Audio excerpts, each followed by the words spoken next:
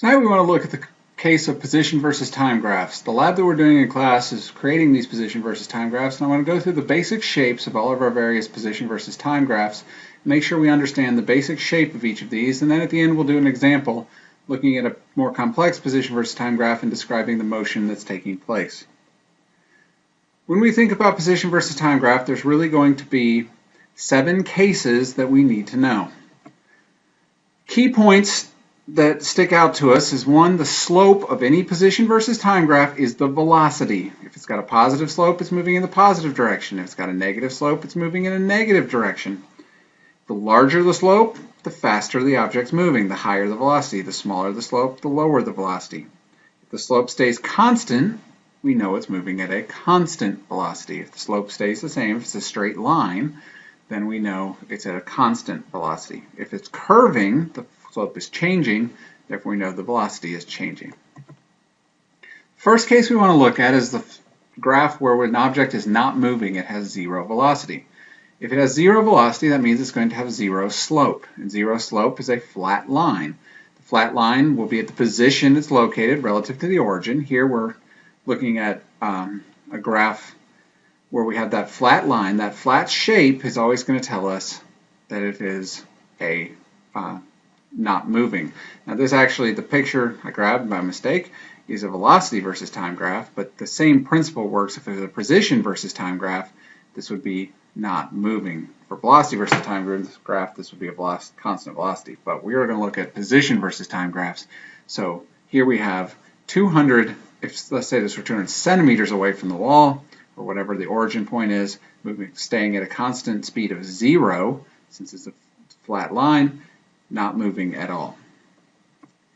If we have a constant speed graph, here we have a position versus time, 2 different graphs, the red and the green, the red with the circles, the green with the triangles, both moving at a constant velocity. The red is a faster constant velocity. It covers 100 meters in 5 seconds. The green covers about 25 meters in that same 5 seconds. They're both straight lines, same constant slope. You could do a y equals mx plus b for these. And so they're moving at a constant speed away from our 0 point. Red faster, green slower.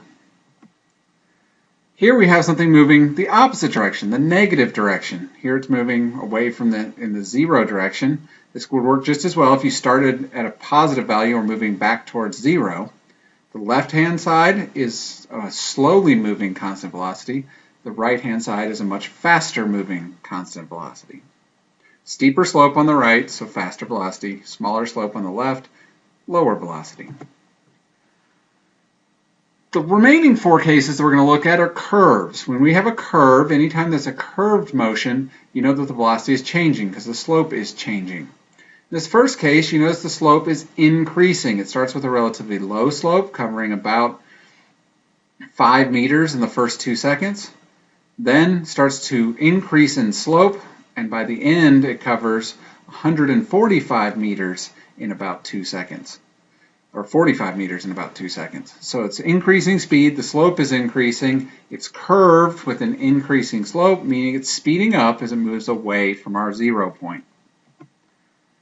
The opposite of that is slowing down as it moves away from our 0 point. Here, it's large slope, it covers 45 meters in the first 2 seconds, and then you see it decreasing. By the last 2 seconds, it's only covering 5 meters in those 2 seconds. So it's slowing down. You see the slope decreasing almost to 0 at the end. Still moving away from the origin, but now the slope's decreasing, so it's slowing down.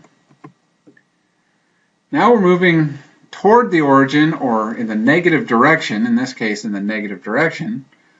Speeding up, the slope is getting larger. You see it sloping with a negative slope, which means it's moving in the negative direction, which either be back towards the origin or in the opposite direction past the origin. In the last case, you see the slope decreasing with a negative slope, moving back in the negative direction or towards the origin. In this case, it started at 0, so it's going away from the origin in the negative direction. Anytime you see this shape, we know it's got a negative slope, it's moving in the opposite direction, and it is slowing down. Last case, hit pause here for a second and figure out what's going on throughout this entire graph. One of the key things we want to be able to describe is exactly the motion that's being described in each portion of our graph. So take a second, press pause, think about the motion that's happening in each interval here, and then maybe write that down in your notes, and then press play again, and let's go through what's happening. Okay, now that you've tried this yourself, let's look at this first couple seconds. The first 3 seconds starts at a position of 5 meters and goes up to 20 meters at a constant speed. So it's moving at constant speed going away from our 0 point. Then at the next 2 seconds, seconds 3 to second 5, the very top here we have a flat graph, which means it's moving at a constant speed of 0. So it is not moving at all. It stays in stopped. So this person walked away, moved away from the origin at a constant speed, stopped from seconds 3 to seconds 5, now starts moving back towards the origin at a constant speed.